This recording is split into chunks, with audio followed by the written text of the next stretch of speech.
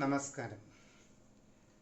Anil പരുന്ന dream zone എന്ന എൻ്റെ പുതിയ ചാനലിലെ മറ്റൊരു വീഡിയോയിലേക്ക് പ്രിയമുള്ള എല്ലാ പ്രേക്ഷകർക്കും ഹൃദ്യമായ സ്വാഗതം. ഒന്നാമത്തെ എപ്പിസോഡിൽ ലക്ഷ്യങ്ങൾ നേടിയെടുക്കുന്നതിനു വേണ്ടി വിവിധങ്ങളായ മാനസിക മാർഗങ്ങൾ ഉപയോഗിക്കുന്നതിൻ്റെ വഴികളെപ്പറ്റി ചർച്ച ചെയ്യുന്ന ചാനലാണെന്ന് പറഞ്ഞിരുന്നു.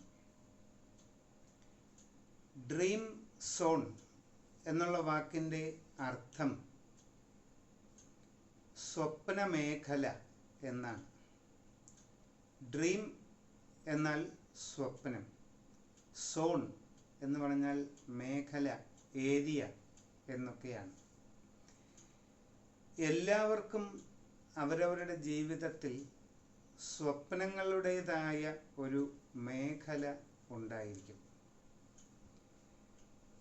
സ്വപ്നങ്ങൾ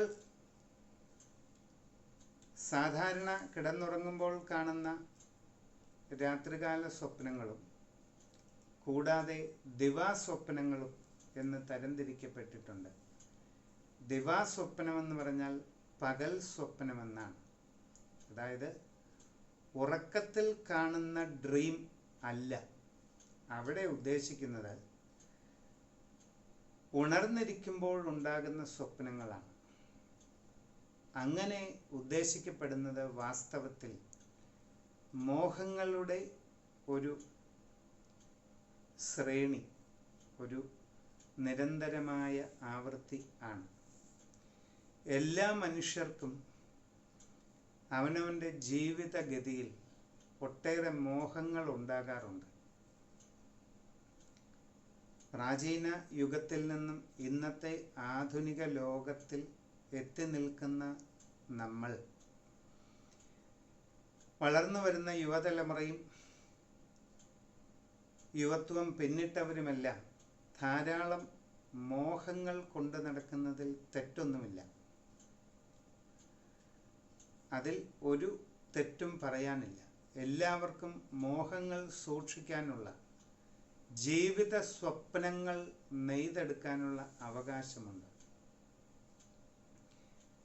എന്നാൽ അത് യാഥാർത്ഥ്യ തലത്തിലേക്ക് എത്തണമെങ്കിൽ അത് വെറുതെ കൊണ്ടു നടന്നതുകൊണ്ട് ഒരു കാര്യവുമില്ല.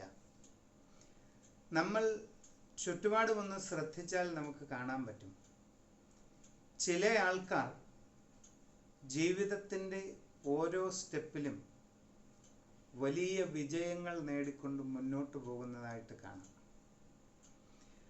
ആഗ്രഹങ്ങൾ ഒന്നൊന്നായി കീഴടക്കി അതെല്ലാം സഫലീകരിച്ച് പൂർണ്ണതയിലെത്തിച്ച് മനസ്സിലെ മോഹങ്ങളെല്ലാം യാഥാർത്ഥ്യത്തിൽ എത്തിച്ച് ജീവിതത്തിൽ മുന്നേറുന്ന കുറേ വ്യക്തികളെ നമ്മൾ ചുറ്റുപാടും കാണാറുണ്ട്. വളരെ കുറവാണ് അവരുടെ അളവ്, എങ്കിലും ധാരാളമായിട്ട് നമുക്ക് എല്ലായിടത്തും കണ്ണോടിക്കുമ്പോൾ കാണാനായിട്ട് കഴിയും. എന്നാൽ വളരെ വലിയൊരു വിഭാഗം ആൾക്കാർ സ്വപ്നം കാണുന്നതേ ഉള്ളൂ. അവരുടെ ആഗ്രഹങ്ങളും മോഹങ്ങളും ഒരു വഴിയിൽ നിൽക്കും. ജീവിതത്തിൽ അവർ എത്തിപ്പെടുന്ന അവസ്ഥ മറ്റൊന്നായിരിക്കും. അപ്പോൾ കുറേ ആൾക്കാർക്ക് ജീവിതത്തിൽ അവരുടെ മോഹങ്ങളെല്ലാം സാക്ഷാത്കരിച്ച് സഫലീകരിച്ച് ആഗ്രഹങ്ങളെല്ലാം നേടിയെടുത്ത് ആഗ്രഹിക്കുന്ന നിലയിലുള്ള സന്തോഷകരവും സംതൃപ്തവുമായ ഒരു ജീവിതത്തിലേക്ക് എത്തിച്ചേരാൻ കഴിയുന്നു എങ്കിൽ, ഒരു വലിയ വിഭാഗം ആൾക്കാർക്ക് ഇതൊന്നും സാധിക്കാതെ പോകുന്നതാണ് നമ്മൾ വാസ്തവത്തിൽ കാണുന്നത്. എന്തായിരിക്കാം ഇതിൻ്റെ കാരണം?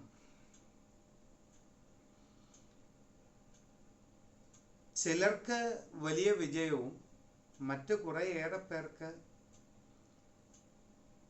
കുറഞ്ഞ വിജയവും പരാജയങ്ങളുമൊക്കെ ഇങ്ങനെ ഉണ്ടാകുന്നതിന് പിന്നിൽ വളരെ ക്ലിയറായിട്ടുള്ള, വളരെ അടിസ്ഥാനപരമായിട്ടുള്ള വ്യക്തമായ ഒരു കാരണമുണ്ടായിരിക്കുമല്ലോ.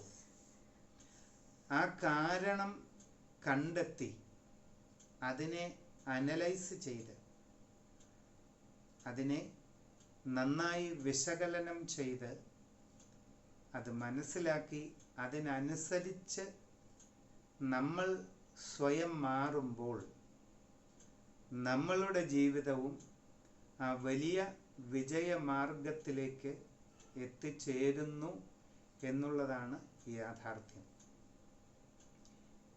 നിങ്ങളുടെ ഉപബോധ മനസ്സിൻ്റെ ആഴങ്ങളിലുള്ള കുറച്ചേറെ വസ്തുതകളുമായി ബന്ധപ്പെട്ടാണ് ഇതിൻ്റെ എല്ലാം കാരണം സ്ഥിതി ചെയ്യുന്നത്.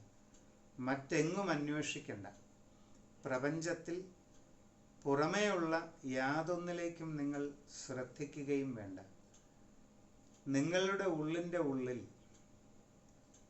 ലയിച്ചു ചേർന്നിരിക്കുന്ന അതിസൂക്ഷ്മമായ ഒരു വലിയ പവർ ഉണ്ട്.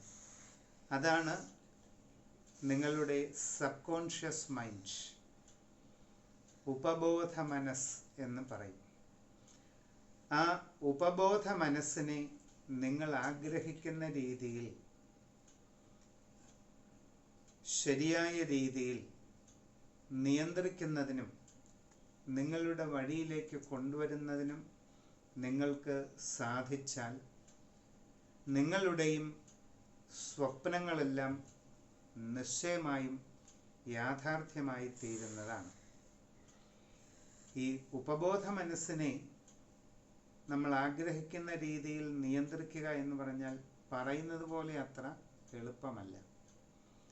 വളരെ കൃത്യമായി, വളരെ ചിട്ടയോടുകൂടി തുടർച്ചയായി ചെയ്യുന്ന ചില പരിശീലനങ്ങൾ അതിന് ആവശ്യമാണ്.